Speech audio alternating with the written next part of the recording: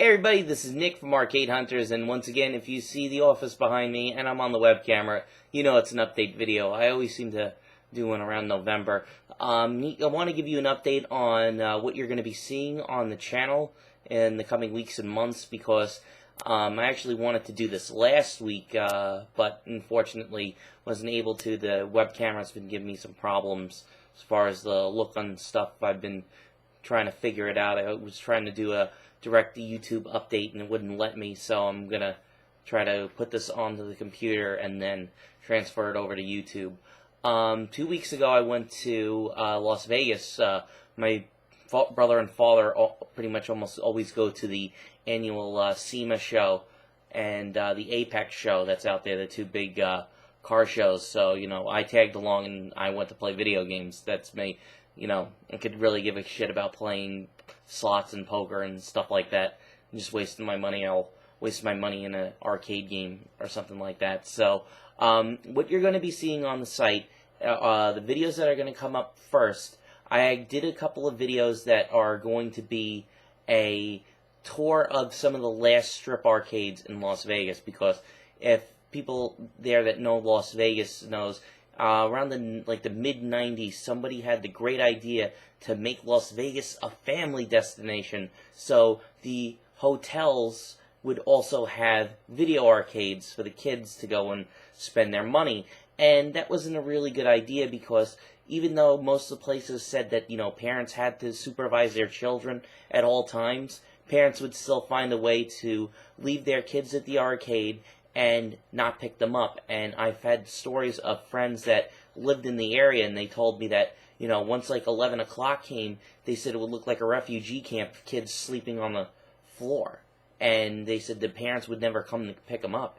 So there are very few arcades left. So the videos that I have are all done on my old iPod Touch, so it's not going to look that good, and it's kind of shaky because I'm actually trying not to make sure I get noticed by anybody that's working there, since you're being in Las Vegas. There's a ton of security cameras that are watching your every move. So pretty much all the videos are going to be separate, except for two that I'm going to splice together. The Bally's arcade was very, very small, and they didn't even list it on their directory, and I had to go and hunt and look for it. And there was another place that we went to. It's actually across the street from the Hard Rock in Las Vegas. Well, the Hard Rock Hotel, not the cafe that's on one of the main strips. They actually have a brand new Kiss-themed wedding chapel and indoor mini golf course. Don't ask me why. That's what Gene Simmons just needs more money. But we went there on Halloween night. They were doing a big party, so I wasn't able to get that much footage in there, also because I had some people giving me some looks. Ron Jeremy was there. You're going to see him at the very end of the video. I almost got to meet him, but unfortunately he had a phone call that he had to take, and then he had to leave, so he must have had some personal thing that he had to do. But, I really wanted to say I met the star of Super Hornio Brothers. What are you going to do? Hopefully he'll be there next year. But I also got videos of Circus Circus, Excalibur, and the New York hotel game rooms.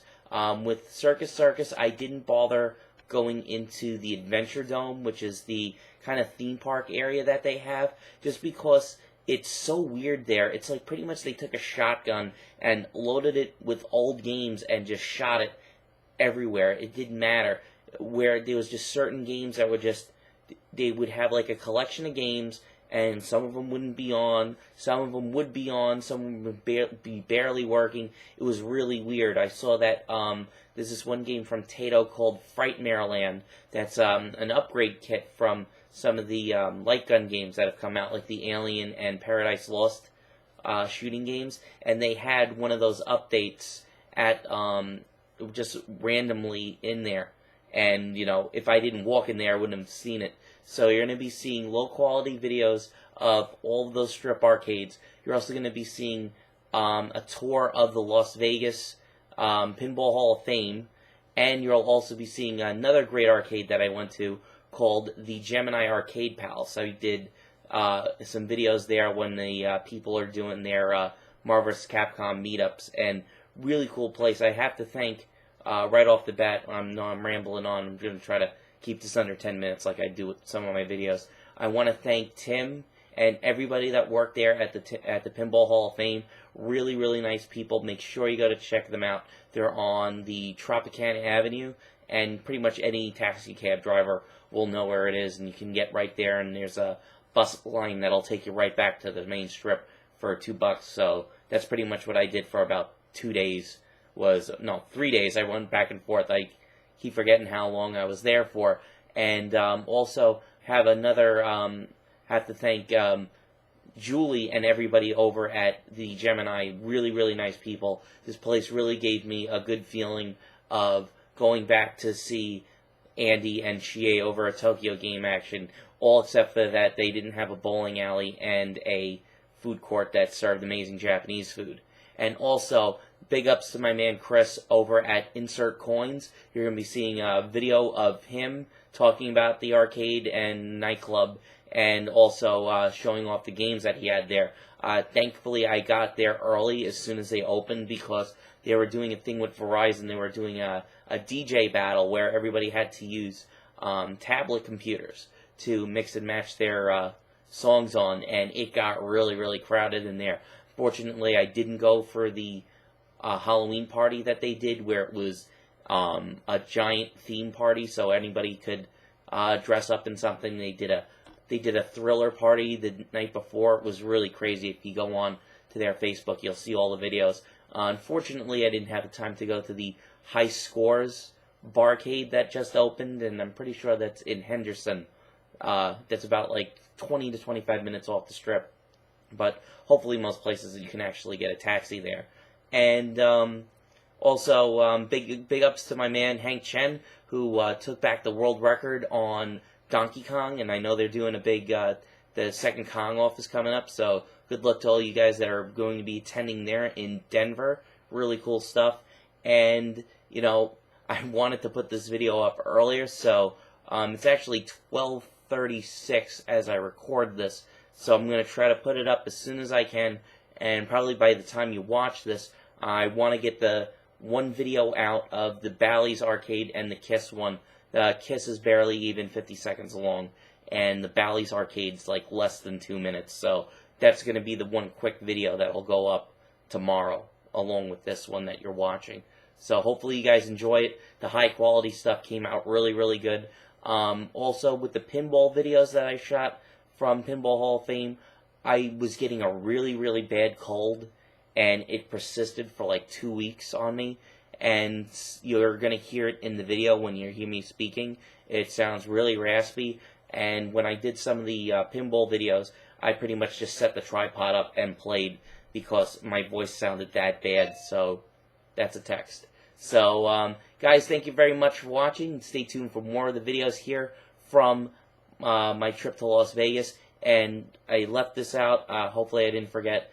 Please, if you haven't done it already, go and see about how you guys can donate to the Red Cross for everybody that lost their businesses and their homes in the New York and New Jersey area. You know, if you've been following on the site, which pretty much you haven't because there was only about 8 hits on the news report that I did. I posted a video from 2007 when we went to Seaside Heights to the Carousel Arcade, and those guys are completely gone. When I saw the videos from Las Vegas of the roller coaster that was underwater, I knew that was Seaside Heights. And even going home from Baltimore, flying over Long Island, you can still see patches that didn't have power, and for Long Island it's been terrible because of our wonderful Long Island Power Authority. LIPA has just been screwing up, and I mean, it's been weeks, and they're said probably most people won't even get their power back until this Friday, which, you know, knowing them, I think it's going to be a lot longer. They're terrible. I mean, I really got to thank all the people that have come up. You know, I saw my father and I went out to dinner on Sunday, and we were seeing crews from South Carolina that came up to offer their assistance. There was tree trimming things. There was all trucks lined up by one of the hotels of, you know, the people staying here, and that, you know, we even heard a report on the news that some guy got punched in the face after working a 16-hour day that came all the way up from Florida, so that's not the way to be taking it out on people. So